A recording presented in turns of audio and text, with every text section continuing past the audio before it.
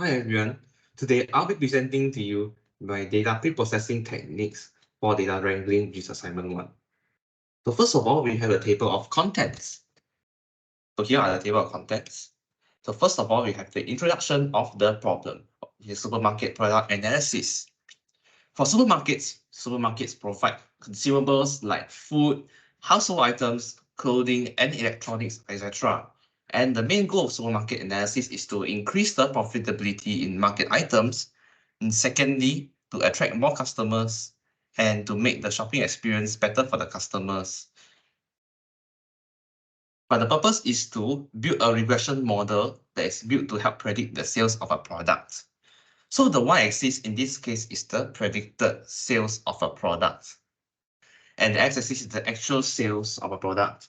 And by accurately predicting the item outlet sales, we can make better decisions, data-driven decisions on resource allocation, such as whether a product has good sales, if the supermarket can market that product better. And another example is that more stocks can be taken in advance if a product is predicted to sell very well. So secondly, we'll explore the data sets. For univariate analysis, I have used typical Spotfire to analyze, and surprisingly, more visible items actually produce the least sales, like this corner over here. And less visible items actually produce more sales, and non-visible items have high sales too. For example, we have seafood that's stored in fridge cases, which are often not very visible for customers. And as item sales in dollars increase, its frequency drops. So you can see there's some kind of linear negative correlation between the item outlet sales and its frequency, its histogram. And less items actually make a lot of sales, like over here. And for other univariate analysis, so the tails on both ends for item weight have little density, and most items are actually 8 grams, assuming that weight is in the grams and it's not specified in the assignments. And max item MRP, maximum retail price, is $260, and 4 clusters are observed, which is around the cluster of 220 and 260 being the most expensive maximum retail price you can get. For bivariate analysis, on the other hand, you may ask, why would household items have either low fat or regular fat content in them?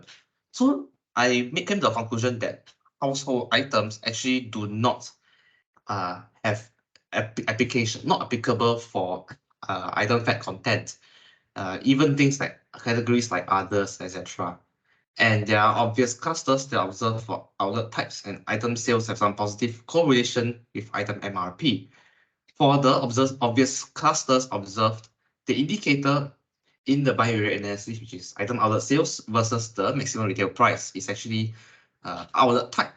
And for outlet type, the grocery store actually produced the least sales, and that the supermarket type 3 actually produced the most sales, which is the highest sales cluster among here. But most of the sales are actually produced by supermarket type 1.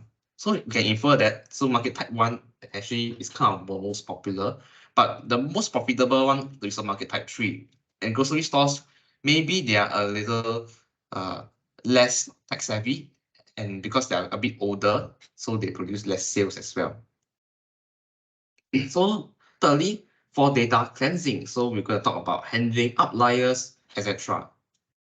So for handling outliers, before winsorization, we observe that item visibility and item outlet sales contain lots of outliers. And I'm actually, after winsorizing, you see that the outliers are gone. So my choice of winsorization over trimming or capping is because winsorization actually replaces the null values with the values of the certain percentile of the distribution, which is, for example, I've winsorized 2.5th percentile. However, trimming, on the other hand, it actually drops the data it's a bit like trimmed off the data that's actually the outliers. And this actually results in data loss and is less accurate according to my experience. And capping, on the other hand, is like winsorizing, but just that it is the measure is not about percentile, but it's rather how many standard deviations away it is from the mean. So in this case, capping is less easy to control because standard deviations away from the mean is harder to control, and visualizing is a lot easier. So visualization is preferred. For training test split, I have chosen a proportion of 70 to 30% for trained data and test data. It's because it is a usual proportion that I will usually go with, and that it produces the most well-balanced results. Next, for imputing missing values, we acknowledge there are a few methods of imputing the missing values, such as imputing with arbitrary imputation, which is like imputing with an arbitrary number like 999, so that it actually shows that it's out of the distribution. Or maybe at the end of the distribution imputation, so if we impute missing values with values at the end of the distribution itself, or the random sample imputation. And that mean, median, and bespoke categories imputation are actually chosen because for mean, median, right, either way it is a category numerical data, and that other size is a categorical data, and bespoke usually is applied to categories. So mean, median actually transforms actually makes the data more towards the normal distribution. And next of all, data transformation. For data transformation, we actually regroup rare categories, we encode categorical data, and regrouping rare categories, the reason is because with less categories to work with, there are actually more data points in one category, and the machine learning model recognizes less categories with more data points in each category better and can produce better results. And for encoding categorical data, I've chosen the target mean because it produced the least MAE.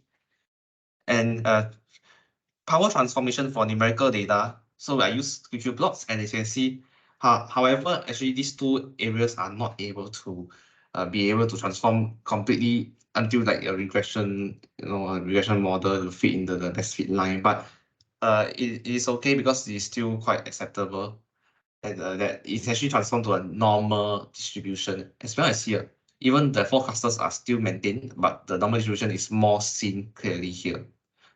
And lastly, discretizing numerical data, I have actually ordered ordinal this monotopic relationship with item MRP.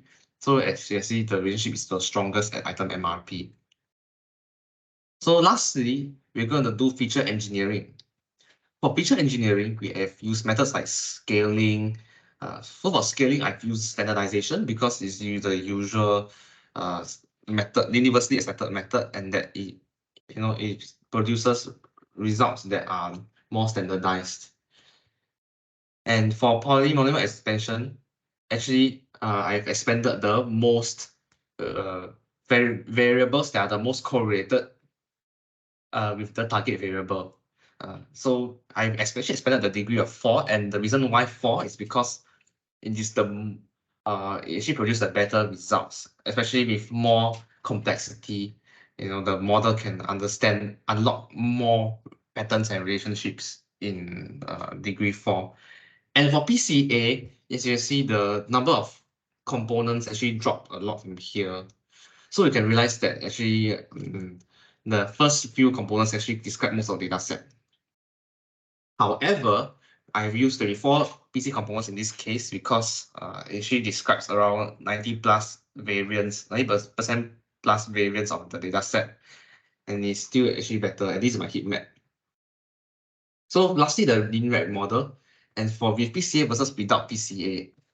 So with PCA, actually surprisingly, without PCA did better than with PCA, because without PCA, right, the MAE is around 717, and with PCA, the MAE is around 74 plus. Actually, there's the y-intercept actually observes less y-intercepts, which indicates more accurate predictions of the predicted versus the actual sales. And also, one reason is because without PCA, maybe it's fed with less, with more features, and with PCA, it's unable to reduce the features effectively. And lastly, to summarize, I feel that this assignment has been a fruitful one. And one improvement is that I could have had more correlated variables. Thank you very much.